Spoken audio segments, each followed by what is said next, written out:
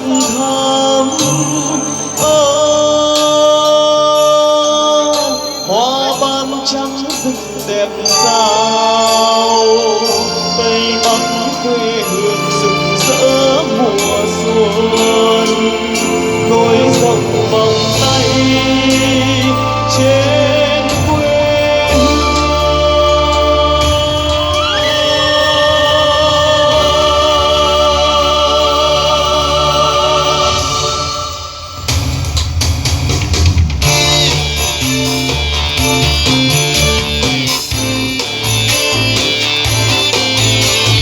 Tiếng khen gọi bạn ngân vang bên sườn núi, điệu xòe nhịp nhàng đón bước chân mùa xuân. Diều nồng ngất ngây men lá say tình yêu, tiếng hát ngân vang cho quê hương rộn rã.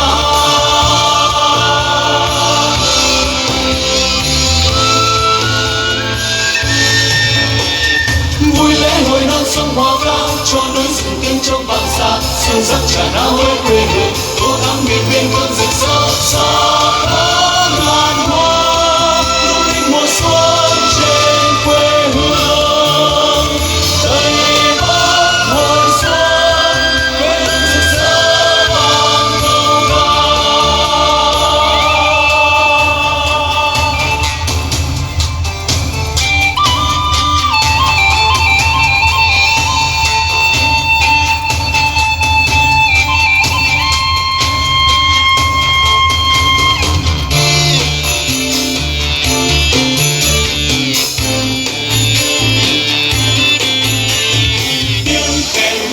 Bạn ngân vang bên sườn núi, điệu xòe nhịp nhàng đón bước chân mùa xuân. Diều nồng ngất ngây men lá say tình yêu, tiếng hát ngân vang cho quê hương rộn rã.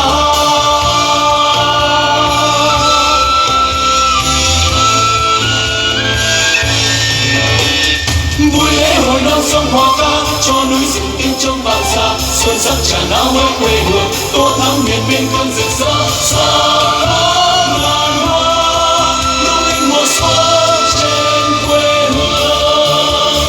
Tây bắc hồi xuân, quê hương rực rỡ vang câu ca. Vui lễ hội non sông hoa ca, cho núi rừng tiếng trong vang xa. Xuân sắc tràn áo với quê hương, tô thắm miền biên cơn rực rỡ. Xa ngàn hoa lung linh mùa xuân trên quê hương. Tây bắc hồi xuân, quê hương rực rỡ vang câu ca.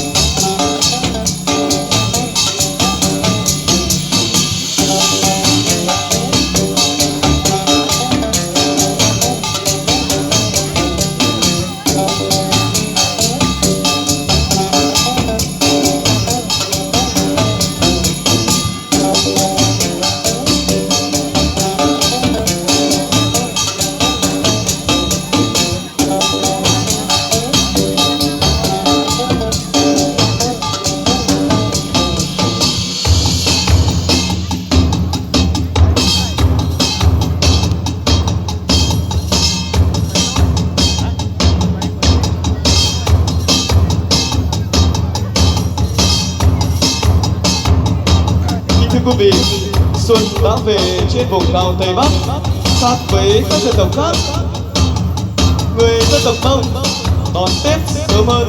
Họ thường đón Tết vào cuối tháng 11 âm lịch, khi những bát ngô trên các bếp đã khô, lúa đã đóng cẩn thận vào mùa, và khi hoa đào, hoa mận nở khắp rừng.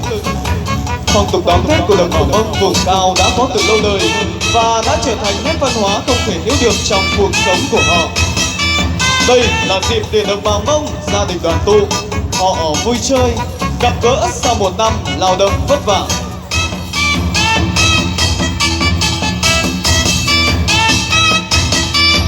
Sau khi ăn Tết lần lượt từng gia đình, những chàng trai, cô gái người Mông lại cùng nhau trao gửi yêu thương qua những quả ba màu được ném qua, ném lại như những lời tỏ tình trao nhau trong mùa xuân mới. Rộn ràng trong tiếng hát giao duyên, tiếng sáo thánh thót cùng với tiếng núi, tiếng rừng là tiếng cười nói của các chàng trai, cô gái Mông cùng chơi các trò chơi sôi nổi, nhộn nhịp như tù lu, đẩy gậy, làm cho không khí ngày Tết vùng cao ngày càng tưng bừng và đầm ấm hơn.